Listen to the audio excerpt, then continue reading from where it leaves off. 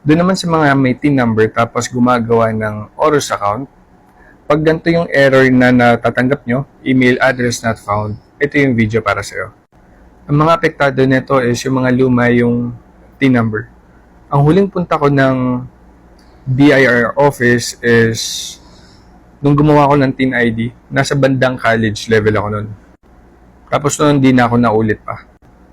Okay, so tuloy na natin. Itap natin to. Maglo-load na yung page na to. Ang itatap natin dito is yung letter D, updating of email address using application sheet from S1905. Tapos may magpa-pop up. Itap lang natin yung, ito, number 1, download here. Tapos yan, kailangan natin i-download yung file. Ako, ang ginawa ko, tinap ko to, then tinap ko na yung save copy doon, nandun naman sa top right. Tapos nilagay ko siya sa loob ng Google Drive. Nung nasa loob na ng Google Drive, so inopen ko lang yung Google Drive app, tapos hinanap ko kung saan ko dinownload yung file na yun. Tapos binuksan ko lang ulit. Tapos yan, pagka-open ng file, meron dito sa lower right na makikita ka, dito banda, lapis lang siya. Itap mo yon para lumitaw itong dalawa na to. Annotation at saka form filing.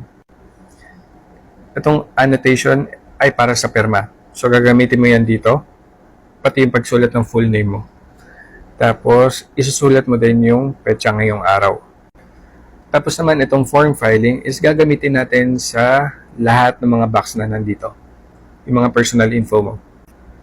Mag-highlight lang ako ng parte ng form S1905. Okay, so ilalagay natin yung TIN number natin dito. Dito sa branch code, pwede mong iwan na blanco to kung hindi mo naman alam ang branch code mo. Tapos, RDO code. Ito, kung hindi mo alam yung RDO code, pwede natin i-check sa internet.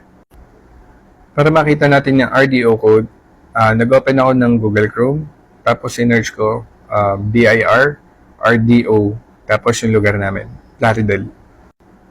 Tapos, ito na yung mga lumabas na result.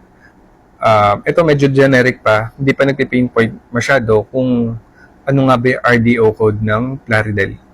Pero dito sa ilalim lumitaw siya, RDO number 25A, Plaridel. Pero ang ginawa ko, binuksan ko yung PDF file na to.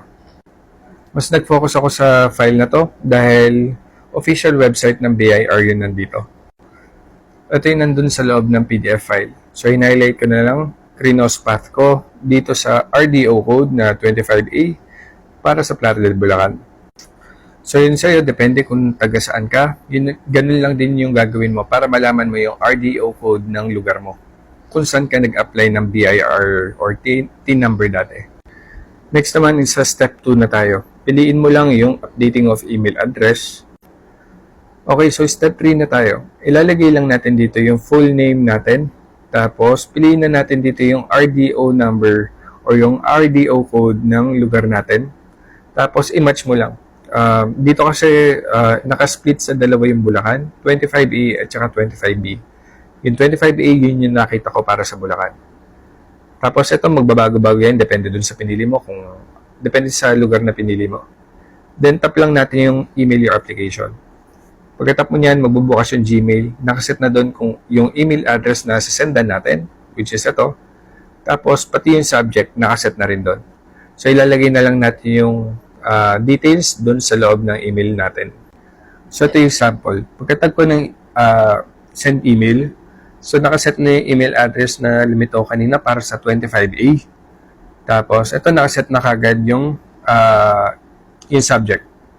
Ito naman yung ginawa ko sa laman ng email. I would like to update my email in order to create an Orus account. If possible, also to update my personal information if possible. Umulit pala ako doon. Tapos nilagay ko lang yung personal info ko dito. Tapos nag-attach ako ng valid ID.